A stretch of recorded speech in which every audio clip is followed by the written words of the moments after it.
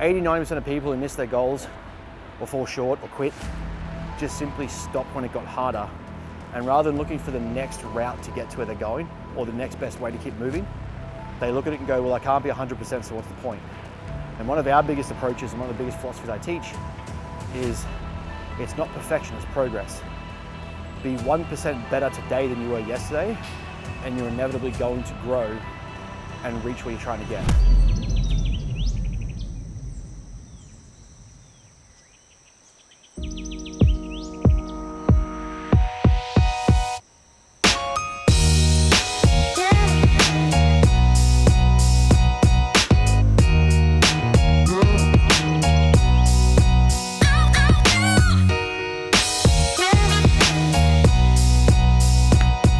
Alrighty guys, so first session back in a minute.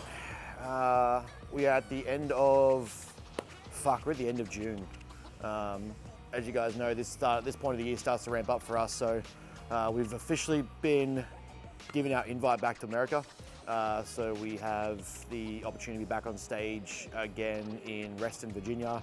So we're starting to plan that out. We are getting the process of taking care of that. The other big thing that has just happened, we've just reached the end of the uni semester. So literally as of yesterday, 4 o'clock, we just finished the final exam for the semester. So currently running 2 subjects a semester. It's probably the most at capacity that I can be and still maintain my GPA. So it drags things out a little bit, but in order to get to where I want to be and what I want to do, the average is more important than the speed of completion. So I'd rather maintain that average and sort of give up that quicker completion rate. What else have we got now? We've got the season B and C guys now are coming into full swing, so it literally doesn't stop. One of the things that I was talking to another coach about the other day is how exciting, but how consistent coaching gets.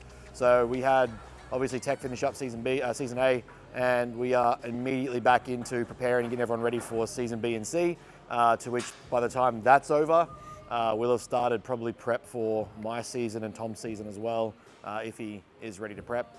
And we've also got Eric doing season A as well.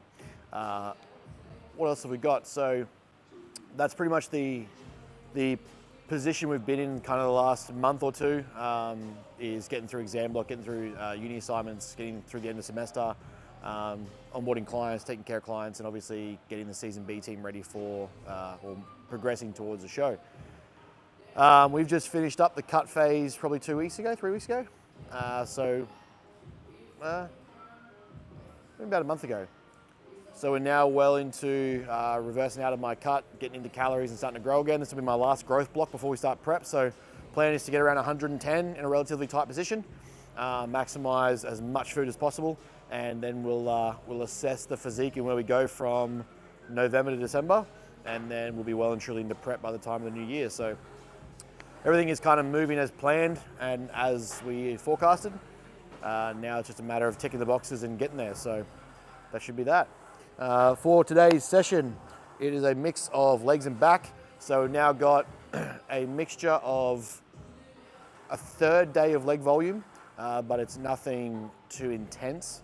There's a few accessory pieces that go on there that we're growing. Scaff still wants to grow out the back, so we're still working on that. So we got line hammy curls, we've got some incline seal row, we've got leg extensions, and we've got single arm pull down.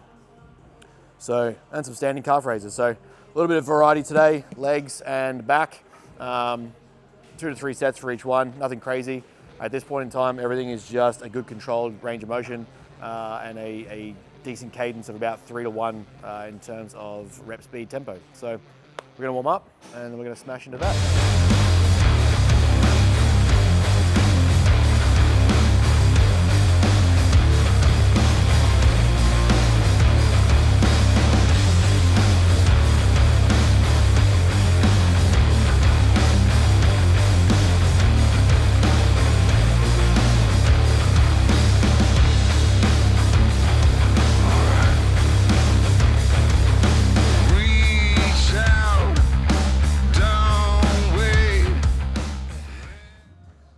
We don't really get it on film. So generally me and Brooklyn will start a day, like give or take, these sessions are usually early in the morning and kind of change our routine. But 95% of the time, we will do about 5,000 or 6,000 steps in the morning before we get to the gym. So we'll usually go for a walk, go for a coffee. So that's kind of like more in our pre-day routine in the first place, as opposed to like pre-warm up for the gym. By the time we get here, usually already pretty warm, caffeine's in, and then we'll just start warming up and priming for the actual movements. I'm not against like a walk, like a light walk, 15 minutes or so before you start at like a moderate heart rate, 110 to 120 beats per minute, is a fairly decent way just to get the blood flowing and get your legs moving.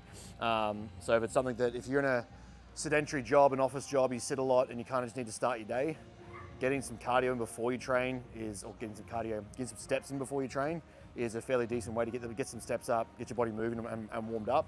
But we kind of already do that before we get here.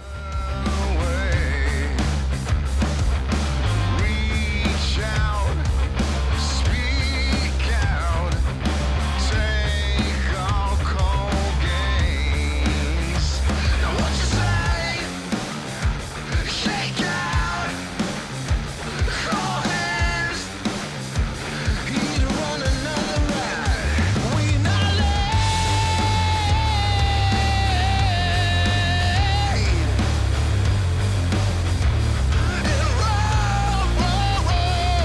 Embrace your fate. You gotta roll.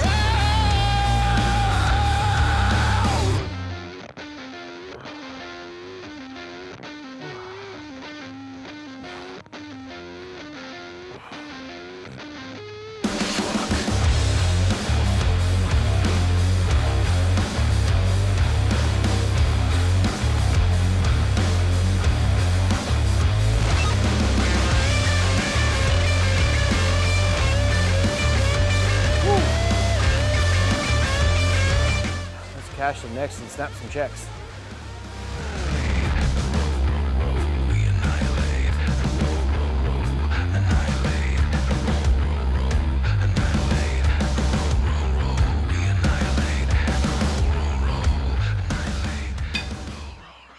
So what is the importance of having a coach? All right, that's some fun questions. So the importance of having a coach, this is even for myself, like I believe coaches should have coaches. I believe everyone should have a mentor or advisor, people that have the real world experience that they need, that they otherwise won't have. So if we look at the objective goal of a coach, regardless of what your endeavor is, the obvious objective marker of a coach is to move you from A to B in the best way possible and reduce the time frame between A to B. So if I know that I've got to get to a certain point, the idea of hiring a coach is that their expertise and their speciality is going to reduce the time frame it takes for me to close that gap and reach where I'm trying to go. Now, when it comes to bodybuilding, for example, the idea of the coach is to maximize and put you in the best position possible where you otherwise might not have made those choices or decisions, and otherwise independently might have been too emotionally biased to make the conclusions that you need to make to get to where you want to go. So the importance of having a coach is that you're getting a third set of eyes that is seeing you from a position that you otherwise wouldn't be able to see yourself in. They're able to see outside of you, beyond the emotional limitations, beyond the physical limitations, beyond the personal perceived biases and implications you have, and give you objective reasoning and subjective input as to what they think the best way to go about it is. Now, obviously, people will screen for different coaches and they'll screen for what they look for in a coach, but ideally, in a logical manner, a coach is going to challenge you, force you to grow, force you to improve, and help you close that time horizon between A to B to help you get there sooner. If you're not getting that from a coach, you need to be asking why.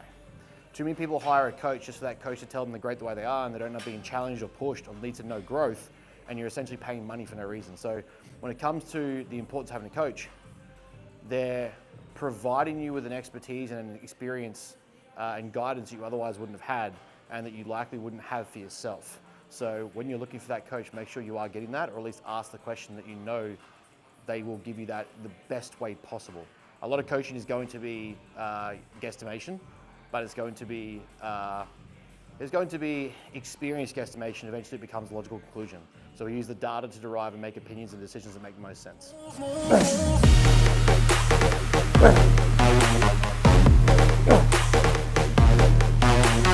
The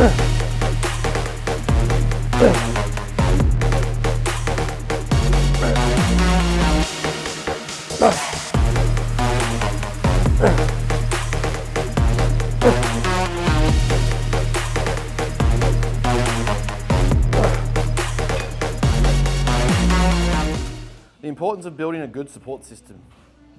This cannot be understated. In whatever endeavor that you are engaging in, whatever goal, pursuit that you're chasing down, one of the best quotes that applies to, well, there's several, to long-term success is that no man is an island, and that if you want to go quickly, go alone. If you want to go far, go together. Having people around you that fill the gaps that you miss or that provide you with something you otherwise don't have, that can support you, that you can lean on, that can provide you with independent, unbiased opinion and advice, is paramount to reaching any level of success beyond average. So your circle should always be evolving.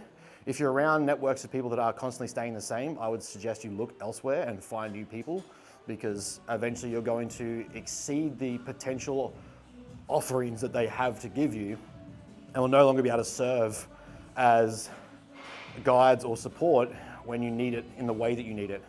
So a big thing for me is, like, inside circles of people that you spend time with, they should be looking at growing in their own areas. So, and that way you're all able to contribute to the relationship and be supportive for each other. But a big thing in success is that you need to have people around you that you can lean on, not just to provide objective input, but they're not going to try and slow you down. They're going to try and provide you with encouragement, a push, belief, and a type of support that you genuinely believe in. So if you get people that only want you to go so far and then try to hold you back, they're going to be anchors that stop you from going any further. So make sure when you're looking at circles and you're trying to cultivate the right environment, cultivate the right group of people, that they're pushing just as hard as you are, but they want to grow in their areas and also see you grow in yours. Anything less than that eventually gets to the point where everyone wants to see you succeed, they just don't want to see you succeed past them. And you'll be held back and start to limit your potential for growth. So get that social circle that is actually going to encourage you, and even in relationships, having a partner, family, ensure that those people are actually willing to support the long-term endeavor and encourage your growth. Otherwise, you're only going to go so far and eventually it just stops.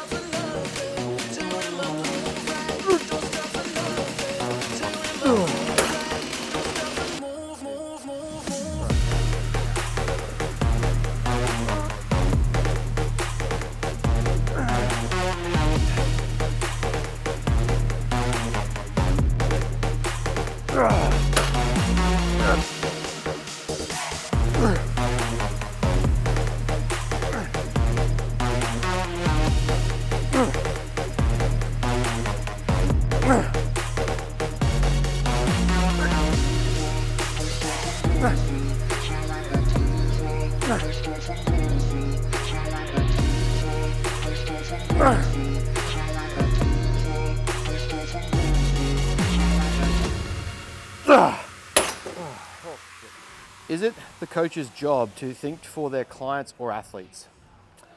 Now, depends on the client, depends on the athlete, depends on the level that they want. I am, a big believer in teaching the client why, not just how. So if we empower and educate a client to understand why things are happening, or why we need something to happen, or why we need someone to do something, it's going to increase their personal understanding of what's going on, which is going to increase their competency, and it's going to increase their autonomy.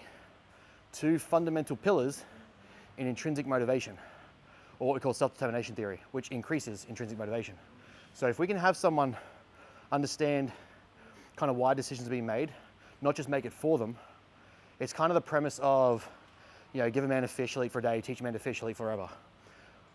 That's what we're trying to achieve. I would be happy if a client walked away from me in a year's time, no longer needed me, cool, I'd be satisfied. If they can say, I know what I'm doing, I'm cool, and then actually show that. For athletes that are on stage, it gets to a point where we don't want them to think.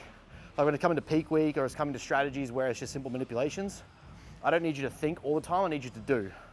But in saying that, we also need you to think critically about the decisions you don't make.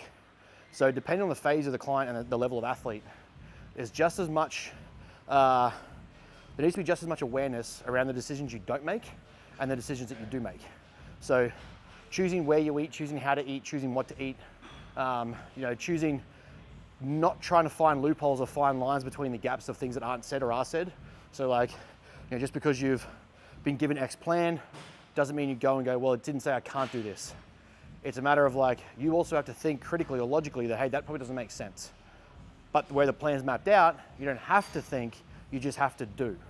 So it all comes down to kind of level of the client and where we want them to be. But ideally for me, I'm a big believer in teaching clients why and how, so they can be more empowered, educated, and therefore more motivated to see it through and stick to it.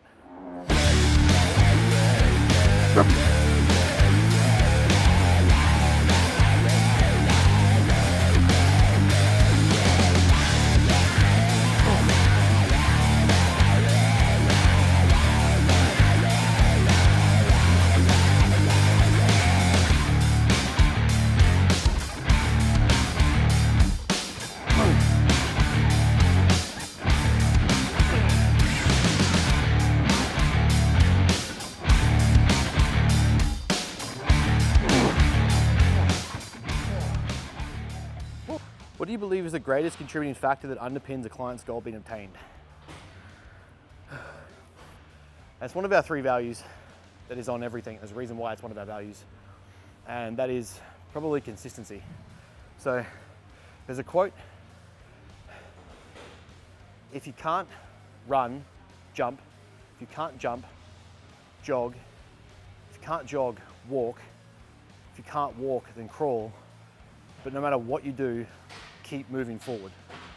And if you can apply that to your goal, that consistency of just movement and momentum is going to inevitably get you somewhere, if not closer to your goal, or achieve the goal you're trying to reach. The simple fact is that 80-90% of people who miss their goals or fall short or quit just simply stopped when it got harder. And rather than looking for the next route to get to where they're going or the next best way to keep moving, they look at it and go, well, I can't be 100%, so what's the point? And one of our biggest approaches and one of the biggest philosophies I teach is it's not perfection, it's progress. Be 1% better today than you were yesterday, and you're inevitably going to grow and reach where you're trying to get. Unfortunately, a lot of people don't see it that way. So if you can just consistently apply a effort, yes, there's obviously degrees and margins of effort and intensity that matter, but underlying most of that, if you can just consistently apply an effort towards the objective outcome you're trying to reach, it almost becomes impossible that it doesn't happen.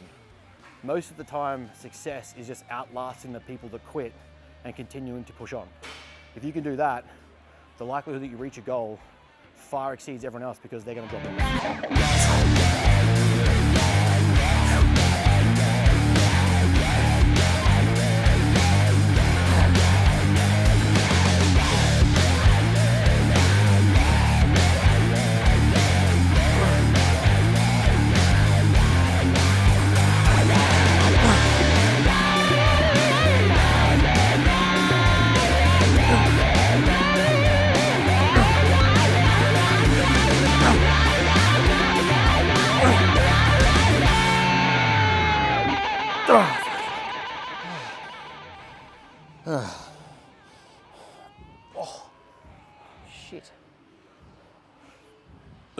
Let's go. All right, so with this movement, it's a new addition to the program, Scaff's put in, but my approach to it, prone, upper back dumbbell row. So we're gonna put more of an incline, chest support. I like to try and round over the bench first, and then from that position, we're gonna aim for more of a mid to upper back as opposed to low insertion with the lat. When I have my guys do like a low row, we'll perceive the elbow wrapping around the iliac, whereas here, we're going a little bit wider with the elbow and look at getting a higher position. Woo.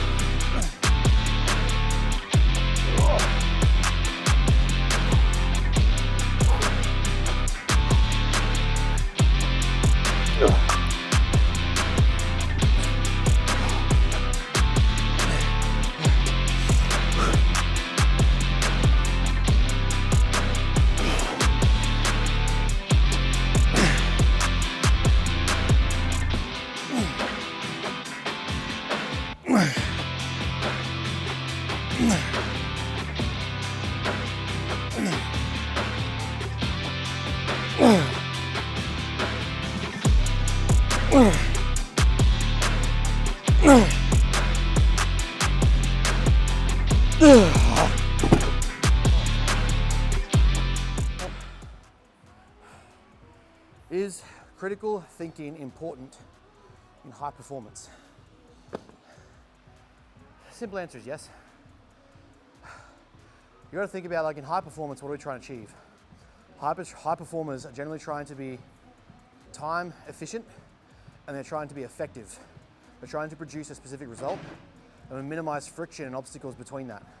So where critical thinking becomes important is your decision and the rationale, the conclusions that you get to, making the choices that are going to maximize your return and cost the least amount of friction or cost the least amount of effort to get there.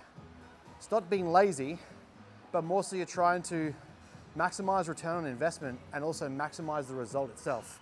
So if you're making illogical decisions, acting on emotion, being abrupt, not thinking ahead, not mapping out and planning clearly, you're setting yourself up to be at the whim of life's obstacles instead of taking control of the situation and maximizing your return. Looking at controlling what you can control as a high performer is paramount to succeeding. If you aren't controlling those variables, then the variables that you don't control are going to start adding up and they're going to start making decisions for you. So when it comes to critical thinking in that realm, it's absolutely important. That high performance isn't executive or entrepreneurship. High performance is any realm that you're trying to succeed at a high level where there is a performance-related metric or measure, which in anything should be anything. Whether you're trying to be construction worker, a sparky, trade, sell stocks, sell insurance, sell cars, be in corporate, run a business, be a bodybuilder, be an athlete. High performance is any realm that you're trying to achieve a high level of result in and maximize the obstacles and burdens that you have to face in getting there.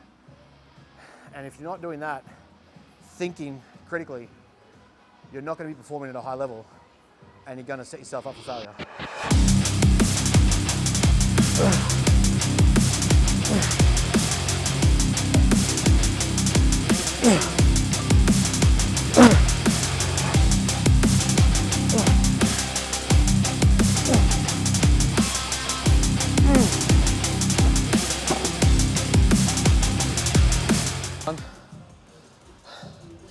What does it take to grow a small business? Look, I am by no means going to say that I'm an expert on business.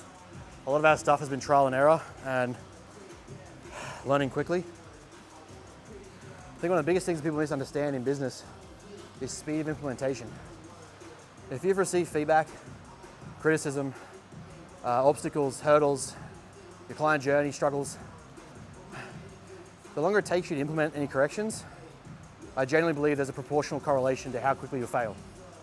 Because those feedback points start to accumulate and they start to get worse and they build up and you start to lead to client resentment or client resistance to signing up. In the early days of business, obstacles, friction points, feedback, criticism, all becomes learning curves and growth opportunities, because it literally tells you where you're struggling, tells you where your holes are, tells you where the weakness in your defense is, and basically where you need to plug the gaps. The other thing is, it needs to be all-consuming. Too many people think that they're going to run a small business or grow a small business and also have the balanced life on the weekend, go out for these social events, do all these certain things and these odd tasks, spend time with family, spend time with friends, go do all this cool stuff, and then proportionally wonder why the business fails. I think in fitness, the average PT fails, 80% of PTs fail the first 2 years. I think it may even be higher than that. If you're looking at business as just a cool trait or a cool hobby, then you are setting yourself up to treat it like a hobby and not your life. For us, when it came time to starting the company, starting the business, I was working full time in uni, spending lunch breaks, building content, spending evenings writing blogs and articles. Brooklyn was putting together the website, the back ends, the links, the chain email responses, the automations. So there wasn't a point where nothing was objectively not towards the outcome of the business. So there's periods of time like you need to stop looking in the short-term time horizon where you're going to have balance in the first year and the second year and the third year and still grow your business and grow your company and reach these levels of expansion. If you want those things to happen, that comfortability factor might be 5-10 years down the track. But that's the difference in the separators. Are you willing to work for those 5 to 10 years to separate yourself so you can be comfortable without failing? And that's where I genuinely believe the biggest lessons are in growing small business.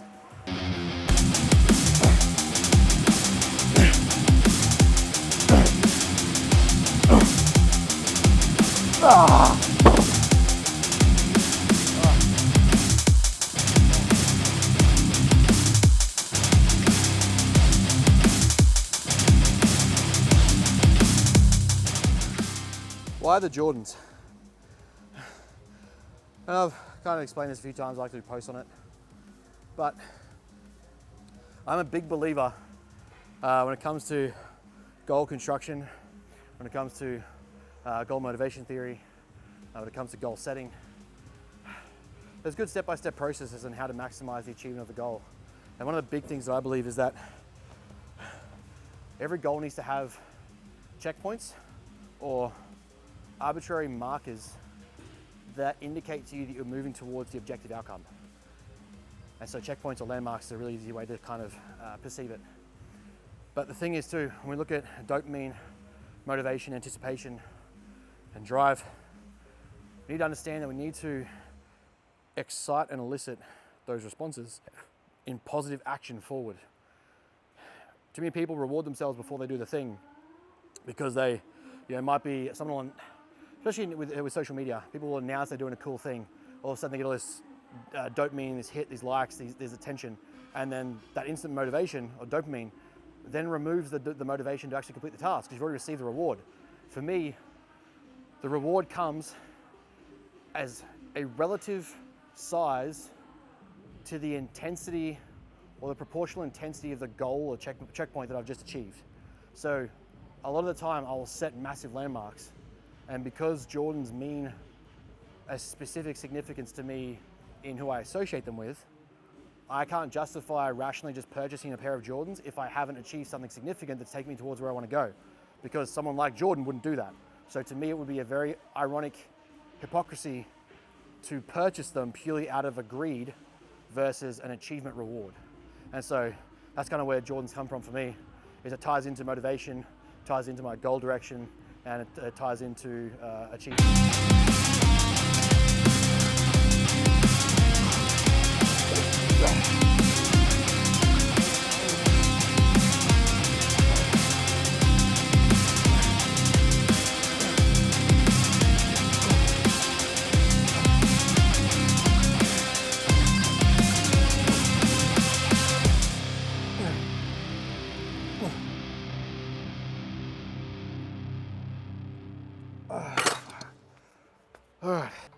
Alrighty guys, so that's the end of the session.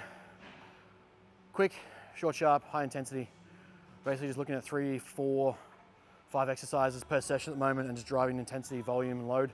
At this point, we're still taking clients. Tom is open to clients, so please, if you're looking to change your life, improving lifestyle factors, behavior change, working on your habits and your systems, want to improve your physique, improve your performance in the gym, make sure you reach out, book a free consult, and make sure that you're getting around this now because spots will fill up.